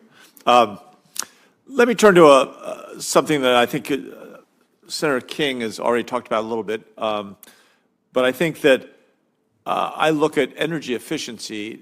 As a former governor and a former mayor, we knew that the cheapest energy we could find was the energy that we didn't have to use. So when you look at whether it's home insulation or all these different ways of trying to find more efficient ways of using the energy we already have and saving it, most of the studies show this 2 to 3 times cheaper than whether you're talking about natural gas or wind or solar or anybody. It's cheaper to get through efficiencies. Some of the energy efficiency experts estimate that at somewhere between 2 and 5 cents per kilowatt hour. I think that we look at the parts of your enterprise that really work on this, and we see their budgets being dramatically cut. We have a. It's right over your head. I can. Oh well, I couldn't see it. But anyway, you look at what this energy efficiency and renewable energy, which of course, since NREL, the National Renewable Energy Laboratory, is involved in a bunch of this work and is in my home turf. I can almost on a really clear day, if I get up on the 3rd floor, I can almost see them. That's a dramatic cut. I mean, and you can go even back to pre-Biden levels. That's a dramatic cut. And am I wrong that this is leading to some of the most cost-effective ways of addressing our climate or our energy costs? So I think you're right, Senator, that energy efficiency is a huge opportunity. And of course, it's pursued in all different ways. Just government expenditure from one department, I don't think is a great would proxy of that. It would have to be a well-run department. So I'm assuming that it's not just from one department. It'd be a department that's now using better systems and doing things more properly. We are. We've gone from 10 computer systems down to 1, and so yeah, we're doing everything we can to run the department more like a business and refocus it a little bit as well. But I think less expenditure in a department that's got efficiency in its name does not mean a walking away from efficiency. But I think the biggest drivers of efficiencies, like most things, has been market forces, right? People find ways to do efficiencies, as you and I do in our lives and all that. And I've been quite critical and quite concerned about the regulatory example for the DOE. If we just keep regulating, you can only buy the super efficient Cadillac. Well, other people can't afford the Cadillac. So different people evaluate trade-offs differently. So I'm always skeptical of fitting a one-size-fits-all answer onto our whole population. No, but that's the whole point of doing what the research they're doing is looking at a variety of ways to achieve this goal that pretty much everybody agrees is dramatically less expensive than having to go out and create new energy. Efforts in energy efficiency at the department and at NREL or whatever aren't going away. Gotcha. Okay. Well, hopefully they'll get added expense. Just one more quick question: the intermittent, and I understand some of the legitimate concerns about intermittent energy, but at a certain point, when you have a secure, you have places where you can get base load. That's secure and effective. That way, if the wind or the solar doesn't have batteries, I mean, ultimately, I think the question is whether you can get solar and wind with batteries to be cost-effective with coal or natural gas, which I think you can, but certainly if you look at the direction of funding. But even forgetting that, if your base load is if you've got backup already redundant energy for your base load, so that, let's say you only have 30% wind and 25% solar. If you have a cloudy day or you have a windless day, you still have some place you can, turn on natural gas powered plants or whatever. That really takes away a lot of the stridency for, that these intermittent sources of energy are somehow failed. Well, but it adds to the system costs. Like the biggest demand in PJM, the grid we are all in right here, 65 million people. Peak demand was the night after inauguration. At that time, 44% of the electricity came from gas, 22% from coal, 22% from nuclear, 6% from hydro, 4% from oil, 2% from wind, 0% from solar. So you needed if we had zero wind and solar, we needed exactly the same grid. And then we had wind and solar on top. So there's just no way that's ever going to be cheaper. All right, well, those are the two things we will discuss on our lunch. Yes. In terms of both the issues around climate change, because I think there's a lot to discuss there. Can I come to that lunch, Senator? If you're polite, pay. nice. Oh, he'll pay. All right. It's getting bigger. Okay with you. Bigger. I look forward to that lunch. Thank you. Mr. Secretary, accelerating the deployment of new nuclear energy is something that I think you agree is critical to the U.S. achieving global energy dominance and meeting our needs, our energy demands, our national security needs, particularly with the rise of artificial intelligence and the emerging AI race that's surrounding that. The Department of Energy has existing authority under the Atomic Energy Act, as you know, to authorize nuclear facilities, including reactors, and appears poised to be able to maximize the use of that authority pursuant to President Trump's recent executive orders. Can you discuss with us the department's authority to authorize nuclear projects, including reactors and fuel cycle facilities?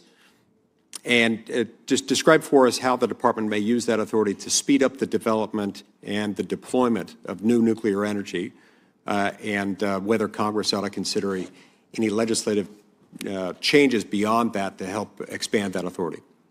Yes, Senator, I think we can see from the historical record just what happened to our nuclear industry over the last 20 or 30 years. And almost impossible to permit anything, deathly slow, which means expensive, uncertainty, scares capital away.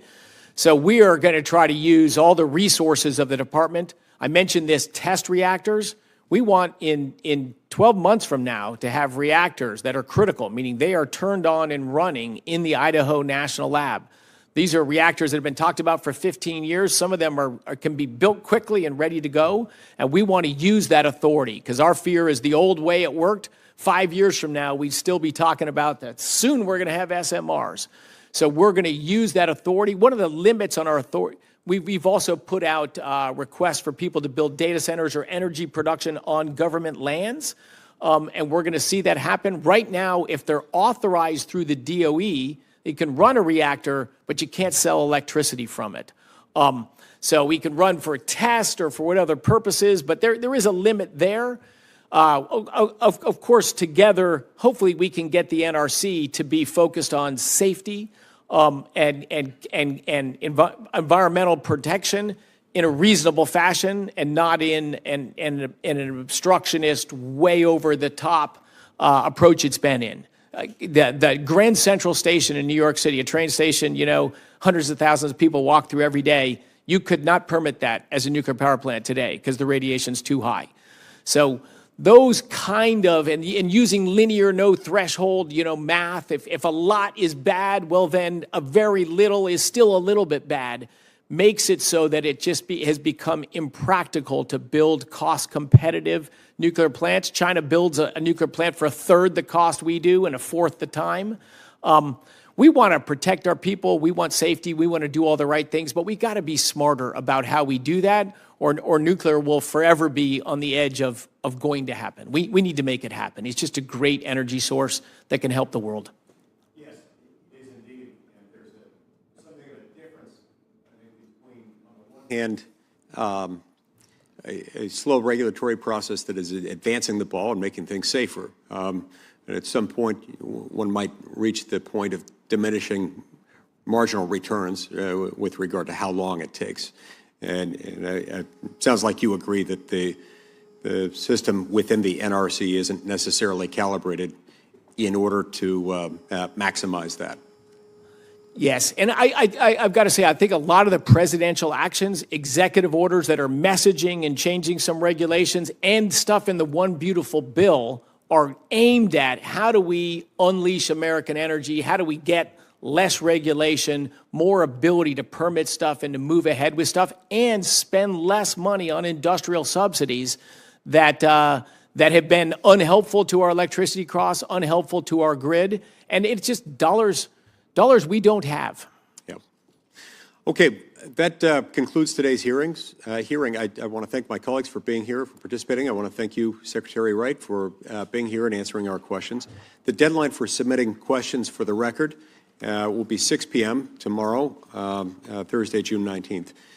Senators also have until 6 p.m. next Wednesday, June 25th, to add statements for the record for today's hearing. Thanks again, Mr. Secretary, for your testimony, and the committee stands adjourned.